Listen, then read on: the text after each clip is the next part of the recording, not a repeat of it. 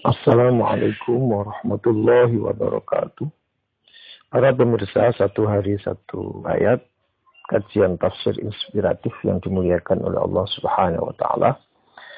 Pada hari ini kita akan meneruskan membaca surat Al-Baqarah ayat yang ke-19.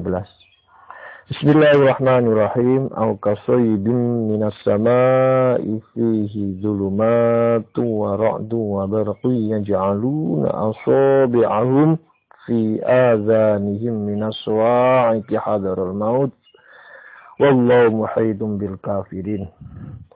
Au kasayyibin, ya, au kasayyibin atau seperti hujan, ya, minas sama'i yang turun dari langit, fihi di dalam hujan tersebut zulumatun, ya, kegelapan, waradun dan guruh, menggelegarnya suara gemuruh, ya, wabarqi dan kilauan cahaya kilat.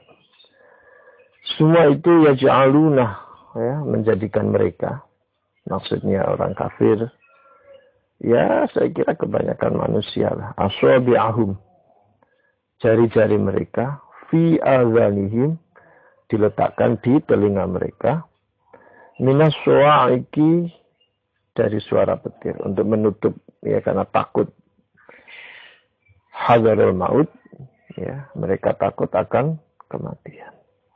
Wallah, dan Allah muhitun bil kafirin. Allah maha meliputi atau maha mengatasi bil kafirin, terhadap segala tindak perilaku kaum kafir Yahudi, sebagaimana yang disebutkan ayat sebelumnya. Jadi ayat ini sudah mengarah kepada bentuk punishment, ya. Punishment.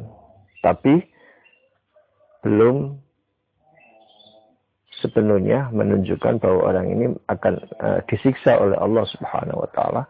Allah hanya menunjukkan sedikit saja tanda-tanda kebesarannya, sudah membuat mereka merasa takut.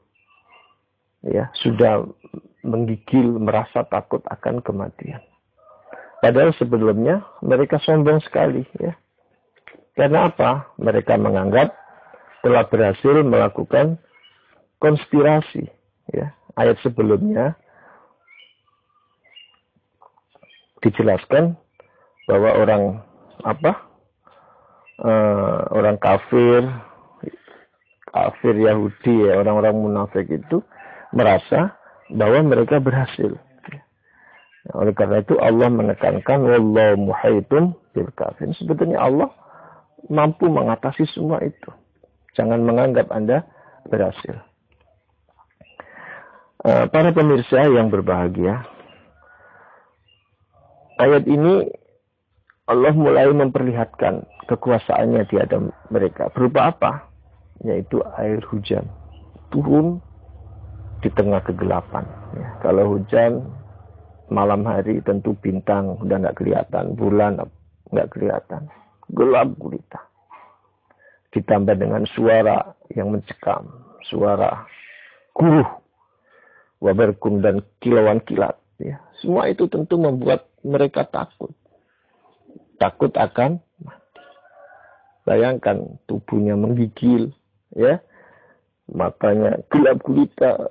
Gelap ini membuat ketakutan yang luar biasa. Sehebat apapun, ya, seperkasa apapun, sepintar apapun, pangkat apapun, kalau sudah ada dalam keadaan seperti ini, akan tumbuh rasa ketakutan yang mencekam.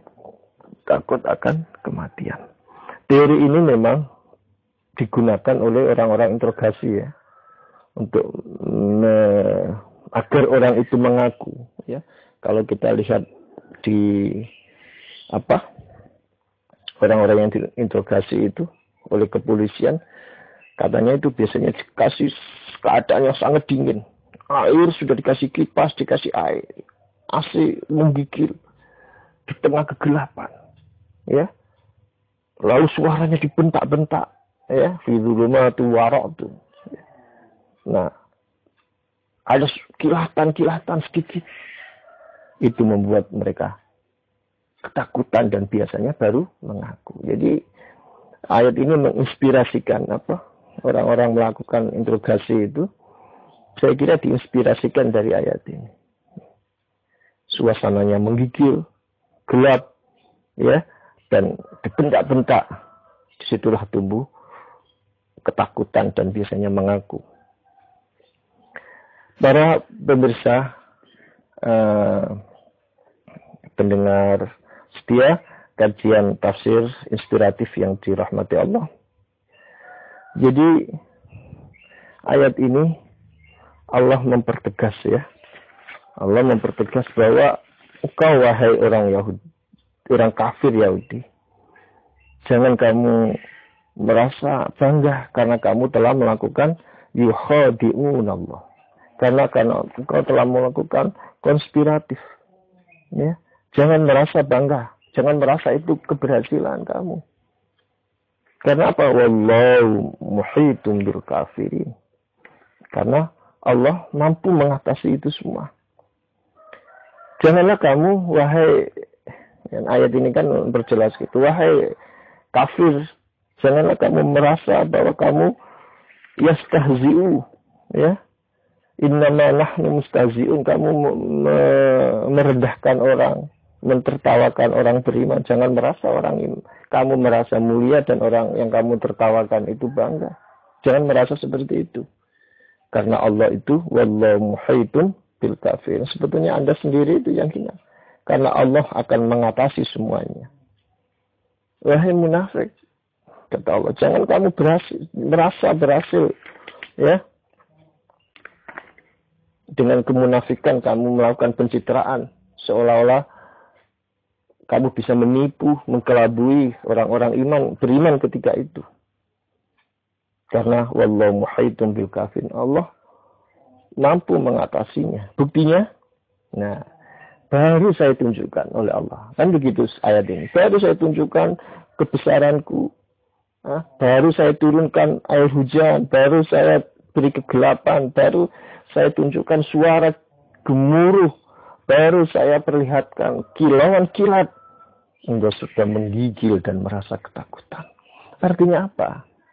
Di mata Allah, ya, rekayasa Anda, sikap Anda yang menghinakan orang mukmin, ya, pencitraan Anda yang mengkelabui, itu tidak memberikan makna apa-apa.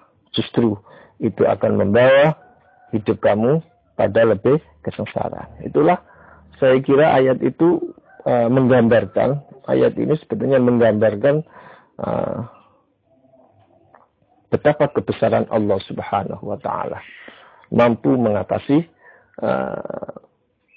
rekayasa, konspirasi yang dilakukan oleh kafir, munafik, ya, Yahudi ketika itu, yang merasa dia sudah berhasil mengkelabui, merekayasa orang-orang Islam.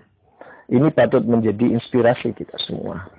Kita hidup di dunia ini, jangan melakukan hal-hal sebagaimana digambarkan, sebagaimana berlaku oleh orang kafir Yahudi yang manipulatif, konspiratif, ya, melakukan pencitraan yang berlebihan, merendahkan orang lain.